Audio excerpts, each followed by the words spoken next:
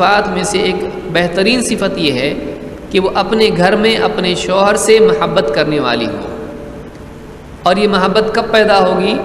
جب وہ عورت اپنے شوہر کی اچھی صفات پر نگاہ رکھے اور اس کے شوہر کی قربانیاں، اس کے شوہر کی ذمہ داری نبھانا، اس کا اپنے گھر والوں کا خیال رکھنا، اس پر نگاہ رکھے۔ بعض اوقات ایک آدمی تمام تمنائیں عورت کی پوری نہیں کر پاتا ہے، مال و دولت کے اعتبار سے، گھر کے اعتبار سے۔ کبھی بڑا گھر نہیں ہوتا ہے، کبھی زیورات وہ نہیں دے پاتا ہے، کبھی وہ بہترین کھانے نہیں لا پاتا ہے، کبھی وہ ساری چیزیں اس کو جو اس کی تمنائیں نہیں دے پاتا ہے۔ لیکن اس کے باوجود عورت کو یہ دیکھنا چاہیے کہ ایک مرد اپنی طاقت کے مطابق جتنا بھی کر رہا ہے وہ اس کی قدر کرنے والی ہو۔ اگر واقعی اس کی قربانی کی طرف نگاہ رکھے تو اس کے دل میں اس کے لیے محبت پیدا ہو سکتی ہے۔ بہت سارے غریب گھر ہوتے ہیں لیکن بہت خوشی سے جینے والے ہوتے ہیں، اس لیے کہ وہ ایک دوسرے کی قدر کرنے والے ہوتے ہیں۔ تو پہلی بات یہاں پر یہ ہے، عورت کے اچھے اوصاف میں سے یہ ہے کہ وہ اپنے شوہر سے محبت کرنے والی ہو۔ الودود کے معنی ہے بہت سخت محبت کرنا ہے، شدت کے ساتھ محبت کرنا ہے۔ بیوی شوہر کا آپس میں محبت کرنا یہ اللہ کی طرف سے ایک بہت بڑی نعمت ہے۔ اسی طرح سے وہ اپنی اولاد سے محبت کرنے والی ہو، اس لیے کہ اولاد کو اگر بچپن میں محبت نہ ملے تو ان کے اندر سختی اور محرومی کا احساس پیدا ہوتا ہے، اور یہ اولاد نرمی اور محبت نہ ملنے کی وجہ سے بعد میں سماج کے لیے سردرد بن جاتی ہے۔ اس لیے بچوں کو بھی بچپن میں محبت ملنا ضروری ہے، اور ماں کی طرف سے اگر محبت ملتی ہے تو اولاد کے لیے ماں کی گود پہلا مدرسہ ہوتی ہے، اور معلم کے لیے پہلا اصول یہ ہے کہ وہ طالب علم کے لیے نرمی والا، شفقت والا اور اس کا خیال رکھنے والا۔ لہٰذا ماں کے لیے اولاد سے محبت کرنا نہ صرف یہ کہ طبعی چیز ہے بلکہ وہ تربیتی اصول بھی ہے۔ ماں کے دل میں ویسے بھی اولاد کے لیے محبت ہوتی ہے، لیکن اسی کے ساتھ ساتھ اگر ماں بچوں کی تربیت کر رہی ہے تو تربیت کا بھی ایک حصہ ہے کہ طالب علم کے ساتھ نرمی کی جائے۔ بعض اوقات مائیں عام حالات میں بچوں سے محبت کرتی ہیں، لیکن جب پڑھنے کے لیے اور پڑھانے کے لیے بیٹھتے ہیں تو پٹائی سے بات شروع ہوتی ہے، اس سے بچے بگڑتے ہیں۔ سزا کا حکم اسی وقت ہے جب واقعی اللہ کا حکم توڑا جائے، لیکن بہت سارے پڑھانے والے ہاتھ میں چھڑی لے کے جب پڑھاتے ہیں تو بچوں پر اس کا غلط اثر پڑتا ہے۔ اللہ کے نبی صلی اللہ علیہ وسلم اور صحابہ ہاتھ میں چھڑی لے کر نہیں پڑھاتے تھے۔ لہٰذا ماں کے لیے چاہیے کہ اولاد کے لیے نرم دل ہو اور وہ نرم سلوک کرنے والی ہو، اور اسی طرح سے خصوصاً وہ شوہر کے ساتھ بھی محبت کرنے والی ہو۔ تو تمہاری بہترین عورتیں، خیر نسائکم الودود، تمہاری عورتوں میں بہترین عورتیں وہ ہیں جو بہت ہی محبت کرنے والی ہوں۔ یہ پہلی بات بیان کی۔ دوسری چیز الولود، جو اولاد خوب پیدا کرنے والی ہو۔ آج کے دور میں خواتین کو یہ لفظ ہو سکتا ہے تھوڑا گراں گزرے کہ عورتیں بہت بچہ پیدا کریں گی تو ان کے لیے تکلیف ہو جائے گی۔ دیکھیے یہ حدیث ہر دور کے اعتبار سے ہے، صرف آج کے دور کے لیے نہیں ہے، اور ہر ملک اور ہر علاقے کے اعتبار سے ہے۔ آج عالمی سطح پر اس بات کو تسلیم کیا گیا ہے کہ جس قوم کے افراد زیادہ ہوں وہ قوم بہت ہی پھلتی پھولتی ہے، اس قوم کی طاقت بڑی زیادہ ہوتی ہے، دوسری قومیں اس قوم کو برباد نہیں کر پاتی ہیں، اس قوم کے معاشی حالات نکھرتے ہیں۔ جس قوم کے پاس مین پاور زیادہ ہوتا ہے اس قوم کی طاقت سیاسی اعتبار سے، معاشی اعتبار سے اور کئی اعتبار سے زیادہ ہوتی ہے۔ اللہ کے نبی صلی اللہ علیہ وسلم نے قیامت کے دن کے بارے میں فرمایا کہ میں دوسرے نبیوں کے مقابلے میں تمہاری زیادتی پر فخر کروں گا۔ آپ نے فرمایا کہ میں فإنی مکاثر بکم، میں قیامت کے دن تمہاری زیادتی، تمہارے عدد کے زیادہ ہونے، اپنی امت کے زیادہ ہونے پر دوسرے نبیوں کے مقابلے میں زیادہ فخر کروں گا۔ تو ایک عورت اگر واقعی اس کا میڈیکل کوئی پرابلم ہے، طبی اعتبار سے اگر ڈاکٹر کہتا ہے کہ آپ کو ابھی اولاد نہیں پیدا کرنا چاہیے، ابھی آپ کو رکنا چاہیے، اگر واقعی وہ ڈاکٹر اپنے پیشے کے اعتبار سے سچا اور جھوٹ نہیں بولتا ہے، دھوکہ دینے والا نہیں ہے، خیر خواہ ہے مریض کا، تو ایسی صورت میں اس کی بات مانی جا سکتی ہے۔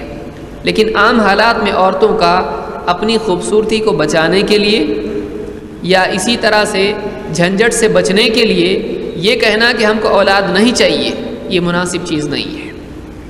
اس لیے کہ بعض اوقات آپ دیکھیں کچھ عورتیں اولاد کو مؤخر کرتی رہتی ہیں، ہم کو اولاد نہیں چاہیے، لیکن بعد میں معلوم پڑتا ہے کہ پیٹ میں بچے دانے کی تھیلی جو ہوتی ہے وہی خراب ہو جاتی ہے۔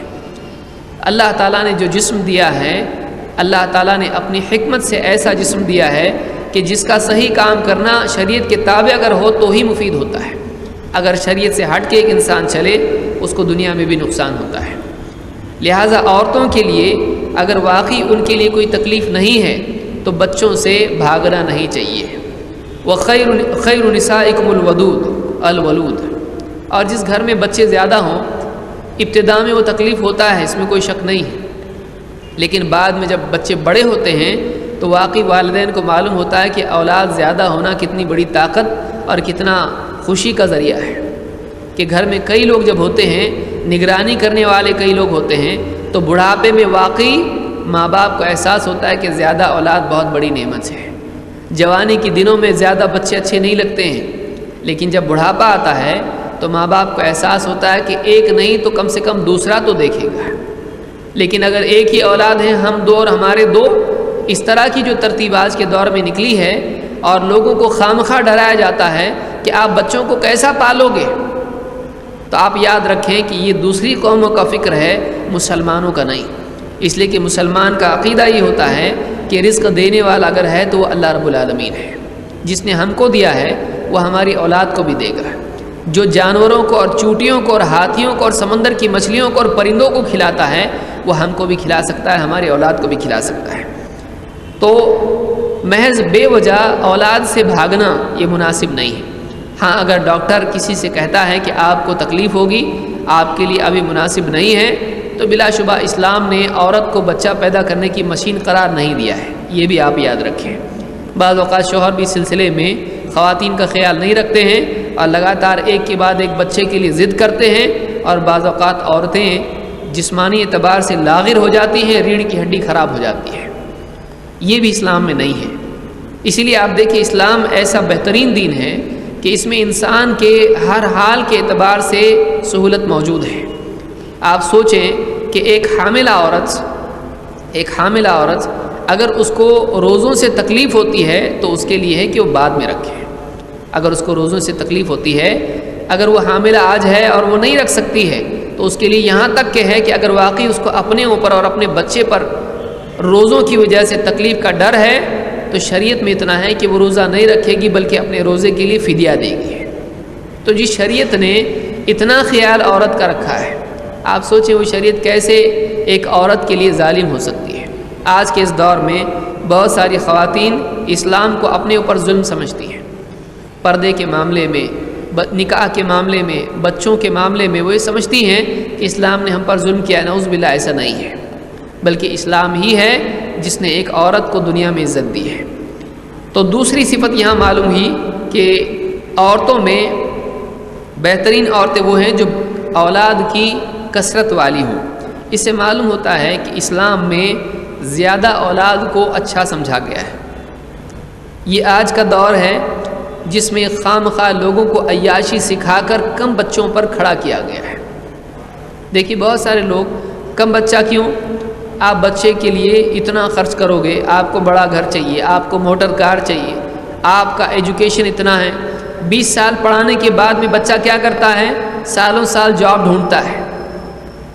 تو آپ نے اتنا جب اس کو پڑھایا تو آپ نے اس کے بعد میں اس کے پاس جاب ابھی تک نہیں ہے، تو اتنا یقینی جاب نہیں ہے کہ آپ کو یقیناً مل جائے گا۔ ایک انسان غیر یقینی چیز کے لیے کتنا خرچ کرتا ہے، لیکن ایک انسان اللہ اور اس کے رسول کی بات مان کر اللہ پر صبر کر کے بھروسہ کرے، یہ وہ نہیں کر پاتا ہے۔ آج ہمارے خرچے، ہم کو کوئی آدمی ٹی وی دیکھ رہا ہے، کوئی آدمی باہر راستوں پر لگے ایڈورٹیزمنٹ دیکھ رہا ہے، اس کو وہ لوگ عیاشی سکھا رہے ہیں کہ آپ اتنا مہنگا گھر خریدو، آپ اتنی مہنگی گاڑی خریدو، آپ اس چیز میں پیسہ لگاؤ، آپ یہ آج لوگوں کو عیاشی سکھائی جا رہی ہے۔ جب زیادہ خرچ آدمی کرے گا تو زیادہ بچوں کی پرورش نہیں کر پائے گا، لیکن ایک آدمی اگر سادہ زندگی گزارے، واقعی ضرورت کی چیزوں پر خرچ کرے، فضول خرچی وہ نہ کرے، تو وہ زیادہ لوگوں کی نہیں، اپنے ہی نہیں بلکہ پڑوس کے لوگوں کی بھی تربیت کر سکتا ہے۔ لیکن آج کے اس دور میں فضول خرچی کروا کر ایک آدمی کو پہلے ہی سے تنگ کر دیا جاتا ہے، اب اس کے آگے وہ دوسروں پر کیا اپنے آپ پر بھی خرچ نہیں کر پاتا ہے، واقعی ضروریات کے لیے اس کے پاس خرچ نہیں ہوتا ہے۔ تو یہ نہیں ہے کہ ایک آدمی نہیں کر سکتا ہے۔ آپ دیکھیے اس سے پچھلے دور میں، آج سے 50-60 سال پہلے آپ دیکھیں، ایک آدمی ہوتا تھا اور ایک آدمی گھر میں کمانے والا ہوتا تھا، لیکن اس کے گھر میں 10-10 بچے ہوتے تھے۔ وہ لوگ کیسا گزارا کرتے تھے؟ اللہ تعالیٰ ان کے مالوں میں بھی برکت دیتا تھا۔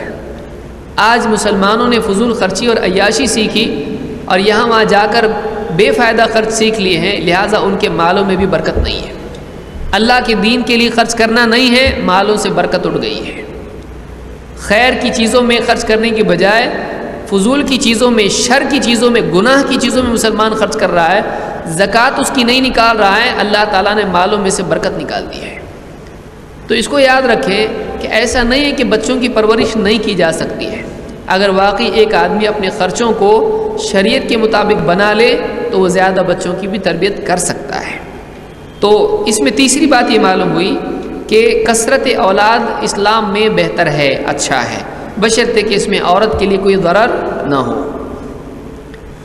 اسی طرح سے اگلی صفت بیان کی کہ عورت اپنے شوہر کی موافقت کرنے والی ہو۔ المواتیہ کے معنی علماء نے کہا کہ المواتیہ سے مراد الموافقہ لزوجہا، کہ وہ اپنے شوہر کی موافقت کرنے والی ہو۔ کیسے موافقت کرے؟ شوہر کے جائز کاموں میں اس کی مخالفت نہ کرے۔ مثلا شوہر کوئی بات کہے، بعض خواتین کی عادت ہوتی کہ نہیں ہم کو نہیں کرنا ہے۔ اگر شوہر ایک چیز چاہتا ہے وہ اس کی مخالفت کرتی ہے۔ اگر شوہر گناہ کا کوئی کام کہے، اگر گناہ کا کوئی کام شوہر کہے تو عورت پر لازم ہے کہ وہ شوہر کی بات نہ مانے، اس لیے کہ اللہ کے نبی صلی اللہ علیہ وسلم فرماتے ہیں کہ لا طاعت لمخلوق فی معصیت الخالق، خالق کی نافرمانی کے کام میں کسی مخلوق کی فرما برداری نہیں کرنا ہے، چاہے وہ مخلوق ماں باپ ہو، چاہے وہ مخلوق شوہر ہو، چاہے وہ مخلوق مسلمانوں کا حاکم ہو، چاہے وہ کسی علاقے کا امیر ہو۔ اگر وہ اللہ اور اس کے رسول کے مخالف کوئی بات کہے تو اللہ اور اس کے رسول کے خلاف کسی کی بات تسلیم نہیں کی جائے گی۔ اسی لیے اللہ تعالیٰ نے فرمایا، اللہ کے نبی صلی اللہ علیہ وسلم نے فرمایا لا طاعت لمخلوق فی معصیت الخالق، خالق کی نافرمانی میں کسی مخلوق کی فرما برداری نہیں کی جائے گی۔ تو اس حدیث سے بات معلوم ہوتی ہے کہ عورت کے لیے خیر کی چیز یہ ہے کہ وہ اپنے شوہر کی موافقت کرنے والی ہو، اس کی مخالفت کرنے والی نہیں ہو۔ مثلا شوہر کوئی بات کہے کہ ہم کو ایسا کرنا ہے، یہ چیز خریدنا ہے یا یہ نہیں خریدنا ہے اس مہینے میں، بیوی فوراً اس کی مخالفت کرنے لگے، تو شوہر کی مخالفت نہیں کرنا چاہیے، بشرطے کہ وہ ایسی بات کہے جو شریعت کے باہر نہ ہو۔ اسی طرح سے المواسیہ، بہترین عورت وہ ہے جو شوہر کا ہاتھ بٹانے والی ہو۔ آج اس دور میں ہم پہنچے ہیں کہ شوہر اگر باہر سے آفس سے کام کاج سے آتا اور تھیلی لے کے کھڑا ہے تو بیوی صوفہ پہ بیٹھے ٹی وی دیکھ رہی ہے اور اس کے ہاتھ سے تھیلی لینے کی بھی زحمت وہ گوارا نہیں کرتی ہے۔ یہ بہت ہی شرم کی بات ہے کہ ایک عورت اپنے شوہر کی اتنی بھی قدر نہ کرے کہ اس کے لیے دینی اعتبار سے کم اس کے کچھ بوجھ کو ہلکا کرنے والی ہو، دنیوی اعتبار سے اس کے بوجھ کو ہلکا کرنے والی ہو۔ بہت ساری خواتین اپنے شوہر کی خدمت بھی نہیں کرتی ہیں، یہ عورت کے لیے بہت ہی شرم اور افسوس کی چیز ہے۔ تو یہاں پر یہ بتایا گیا کہ شوہر کے دنیا میں اور دین میں اس کی خدمت کرنے والی ہو، اس کی فرما برداری کرنے والی ہو، اس کا تعاون کرنے والی ہو، اس کی مدد کرنے والی ہو۔ تو شوہر کی دنیاوی کام میں مدد کرنا اور اس کی ضرورتوں میں اس کا ہاتھ بٹانا، یہ بھی اچھی عورت کی علامت ہے۔